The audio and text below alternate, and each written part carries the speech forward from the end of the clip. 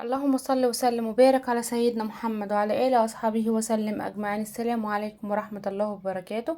ازيكم يا احسن متابعين في الدنيا داخل مصر وخارج مصر؟ يا رب كلكم تكونوا بالف خير وهنا وسعاده كده دايما يا رب. انا مملكه موجودي، لاول مره حد يشوفني وتابعني على قناتي تنوروني يا حبيب قلبي. هتعملي النهارده يا موجودي؟ هعمل معاكم حلا بارد. احنا الجو حر جدا وكل عيالنا بيشتاقوا للحاجات زي الايس كريم وزي الجيلي والحاجات دي. فتعملي حاجه في البيت احسن ما تجيبوها من بره، انضف اولا واوفر بكتير. اولا انا معايا ده نص كيلو لبن او حليب زي ما بتسموه، معايا معلقتين قشطه كبار، ومعايا معلقتين نشا كبار، او لو المعلقه بتاعتك صغيره شويه هتحطي 3، ومعايا باكو جيلي بالفراوله. اللي كله على البارد هنزل على اللبن بتاعي بالنشا، وهنزل عليه بمعلقتين سكر بس، والسكر ده حسب رغبتك انت، حسب كل واحد برغبته، بتحبها مسكره بتحبها وسط زي ما انا بحبها بصراحه، وسط لا مسكره قوي ولا دلع، او الوسط معقول. وهقلبه كويس جدا كله على البارد. وبعدين هنزل معاكم بالقشطه. القشطه دي بقى بتوديها في حته تانية، عندك قشطه هتحطي، ما عندكش خلاص فمش مش مشكله، بس انا عشان عندي قشطه فقلت احطها. وابدا اقلبه كويس جدا، وبعدين ارفعه معاكم على النار لغايه ما قوامه يبقى يتقل معاكي كده، وبعدين هنعبيه ان شاء الله في الاطباق او في البولات بتاعتك على حسب اللي عندك. ما تنسونيش بس في اللايك والشير عشان يوصلكم مني كل جديد، وتفعلوا زر الجرس، واللي ما اشتركش في القناه ده يشترك لدرجاء وليس امر. يا احلى متابعين في الدنيا، يا رب كده يديمكم نعمه في حياتي، ولا تتحرموا مني ولا تحرم منكم يا احلى متابعين في الدنيا. تسلموا لي يا احلى متابعين. انا بدات اقلب السكر اهو زي ما انا قلت لكم، انا حطيت معلقتين بس، وبدات اقلبه او ادوبه كويس جدا. وبعدين هنزل بالقشطه. بصراحه القشطه دي بتوديها في حته تانية، بتخليها حلوه جدا جدا وبتديها طعم حلو قوي. بس زي ما انا قلت لكم، لو انتوا ما عندكوش قشطه خلاص مفيش مشكله، هتحطي النشا وهتحطي السكر، وهتضيفي لها كيس فانيليا او فانيليا بودر، فانيليا سايله اللي عندك، بس انا عشان عندي فانيليا بودر فهنزل بباكو منها عشان واقلبه. وبعدين هرفعها على النار وهبدأ ايدك فيها، ما تسيبهاش عشان ما يحصلش فيها اي بتبقى اي مكلكعه كده ولا حاجه، لا بالعكس كده هتبقى قوامها لا تقيله أوي ولا خفيفه أوي في المعقول. ادي الفانيليا زي ما انا قلت هبدأ بيها وابدأ كلها ارفعها على النار. يا حبيب قلبي احلى متابعين في الدنيا، ما تنسوش بس في اللايك والشير عشان يوصل لكم مني كل جديد. وزي ما انا قلت لكم الجو حر جدا، وعاوزين كل يوم تغيير لعيالنا نعمله في البيت. بصراحة يعني الجو ربنا يا رب يرحمنا برحمته، حر جدا جدا جدا. واي حاجة بتبقى ساقعة معاكي في التلاجة احسن من انها طبعا من حاجة سخنة، عشان احنا في الشتاء بنميل للحاجات السخنة، لكن في الصيف طبعا اكترتنا بناكل ايس كريم، بناكل جيلي، بناكل آه كيك الايس كريم. ان شاء الله هبقى اعملها لكم معايا قبل كده، هعملها معاكم بعد كده، بتبقى حلوة جدا جدا. بتبقى اسمها كيك الايس كريم او تورتة الايس كريم، بتبقى روعة. ادي الكريمة زي ما انتم شايفين قوامها. دي مهلبية او كريمة على حسب ما انتوا بتسموها. بصوا القوام بتاعها لا تقيل ولا خفيف، قوامها حلو جدا. هبدأ جبت الاطباق بتاعتي او البولات بتاعتي، وهبدأ اقسم فيها وهسيبها تبرد كويس، يعني هسيبها تبرد كويس جدا. وبعدين هنعمل الجيلي مع بعض. يا احلى متابعين في الدنيا حبايب قلبي، تسلمولي، يا رب يدومكم نعمة في حياتي. ما تنسونيش بس في اللايك والشير عشان يوصل لكم منه كل جديد. بدأت احط اعبي بقى الاطباق بتاعتي واسيبها تستهدى كده كويس قوي بس. وبعدين اعمل الجيلي واحطه عليها، وبعدين على التلاجة بتاعتي من 4 ل5 ساعات مش اقل من كده. وبعدين بألف هنا على اللي هياكلها. احلى متابعين في الدنيا حبيب قلبي، تسلمولي. سبحان الله وبحمده، سبحان الله العظيم، ولا اله الا الله، وسيدنا محمد رسول الله، على افضل الصلاه والسلام عليك يا حبيبي يا رسول الله. حبيب قلبي تسلمولي، احلى متابعين في الدنيا.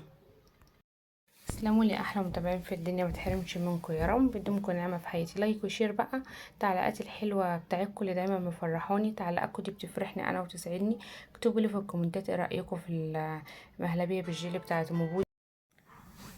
وهبدأ اسيبها تستهدى، واجيب بقى البولة بتاعتي عشان اعمل الجيلي سهل جدا وعمايله سهل جدا. الجيلي ده براحتك، ممكن تعمليه على مهلبية، ممكن تعمليه وتقطعي في قلبيه اي فاكهة انت بتحبيها، ممكن تعمليه على بسكويت، ده حاجة بقى براحتك انت. والوصفات الجاية ان شاء الله هدخله معاكم في البسكويت، وهعمله بالفاكهة برضو معاكم بانواعه ان شاء الله، وهنشوفه مع بعض الفيديوهات اللي جاية معانا. ممكن تجيبيه باي طعم انت بتحبيه، في انواع منه كتير، بس انا بفضل طعم الفراولة مع المهلبية، بيديله بصراحة طعم حلو وبيديها المزازة كده. هنزل بكوباية مية سخنة سخنة، يعني مغلية من الكاتل او من البراد، ايا كان اللي انت هتسخنيها فيه، وهتنزلي وتفضي الباكو بتاعك وتقلبيه كويس جدا، وهتنزلي عليه بكوبايه ميه مسلجه او متلجه من التلاجة. يبقى انا حطيت كوبايه ميه مغليه عليها كوبايه ميه ساقعه جدا جدا، ولو في قوالب تلج كمان هتنزلي بيها زي ما انتم شايفين كده، وهبدا اقلبه كويس جدا جدا باي حاجه هتقلبي بيها، المضرب بتاعك، بمعلقه، اي حاجه عندك هتقلبي بيها قلبي.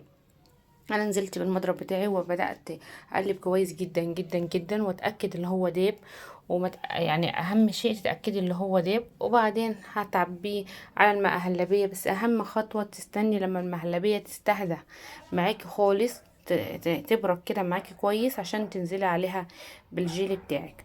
وبألف انا هالعياكل بصراحه بتبقى طعمها حلو جدا، اللي ما يعرفوش يجربها كده لعياله. بتبقى حلوه جدا جدا، وبتبقى موفره على فكره، بتتباع في المحلات غاليه جدا. بدات اجيب معلقه صغيره كده عشان انزل بالجيلي بتاعي. بس بصوا بقى، انا عاوزه اقول لكم حاجه، تستنوا المهلبيه تبرد معاكم كويس، عشان انا كنت سايباه اكتر من نص ساعه، بس عشان الجو حر جدا ما بردش معايا كويس. انتم ممكن تدخلوها التلاجة حوالي عن اكتر من نص ساعه وترجعوها تاني، بس انا ما دخلتهاش، انا سبتها على رخامه المطبخ، وعشان كده دي الغلطه اللي انا عملتها. بس انا ابني بقى كان واقف ورايا فاكر اللي هو هتتعمل وتتاكل على طول، مش هتدخل تلاجة. هتعمليها بقى كده بالراحة، وهتنزلي بيها، وعلى التلاجة بتاعتك هتسيبيها من 4 ل5 ساعات، ممكن اكتر على حسب كل تبريد التلاجة بتاعت حد تاني، بتختلف طبعا التبريد عن تلاجة اخرى. وهتسيبيها وبألف هنا، ما فيهاش اي صعوبة، ما فيهاش اي افتكاسات، ما فيهاش اي حاجة نهائي خالص. وعلى فكرة يعني بتتباع زي ما انا قلت لكم في المحلات غالية جدا، بتعمليها في البيت على الاقل ضامنه نظافه، على الاقل توفير.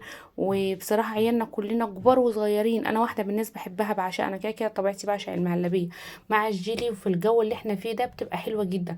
جربوها ما تكسلوش، قوموا اعملوا لعيالكم. بصي ما شاء الله عامل لي كميه حلوه، هحطه بقى في التلاجة بتاعتي، وهوريكم في اخر الفيديو هتبقى عامله ازاي. بصراحه طعمها حلو جدا جدا. قوموا كده تنشطوا واعملوها لعيالكم، بلاش كسل.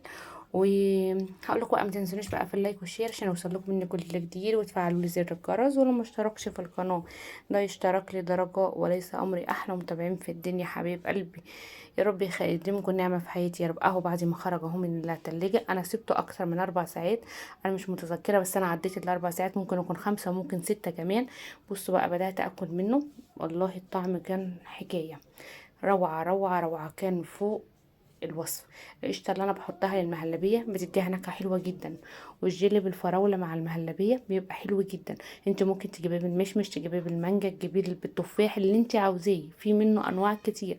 بس انا بصراحه لما باجي اعمله بالجيلي، بنزل لما بعملها بالمهلبيه بجيبها بفراوله، عشان انا كمان ابني بيحب الطعم ده. هقول لكم كده اتفضلوا معايا، يا رب بكون ضيفه خفيفه عليكم النهارده، واسعدتكم وفدتكم ورغيت معاكم كتير، ووجعت دماغي من دماغكم قصدي. بس انتوا احلى متابعين في الدنيا، يا رب يديمكم نعمه في حياتي. ما تنسوش بقى في اللايك والشير عشان يوصل لكم مني كل جديد. والسلام عليكم ورحمه الله.